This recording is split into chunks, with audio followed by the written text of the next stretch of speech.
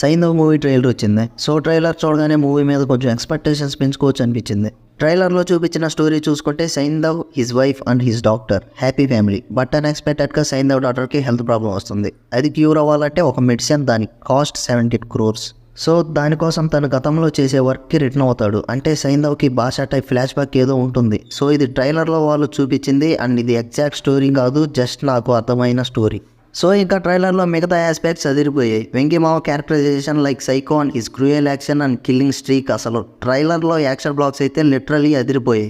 And visuals కూడా కేక and also emotion works well. But BGM ఇంకొంచెం ఉండుంటే ఇంకా అదిరిపోయేది. అంటే బీజిఎం బాగాలేదని కాదు, ఇట్ వాస్ డీసెంట్. సో ట్రైలర్లో కంటెంట్, క్వాలిటీ అండ్ యాక్షన్ చూశాక ఈసారి మంచి ప్రామిసింగ్ మూవీతో వస్తున్నారు అనిపిస్తుంది. So let's wait and see for the movie. ఈ movie January 13th total 5 లాంగ్వేజెస్లో release అవుతుంది. సో ఈ ట్రైలర్కి నా రేటింగ్ వచ్చేసి 4 out of 5. సో ట్రైలర్ మీకు ఎలా అనిపించిందో కామెంట్.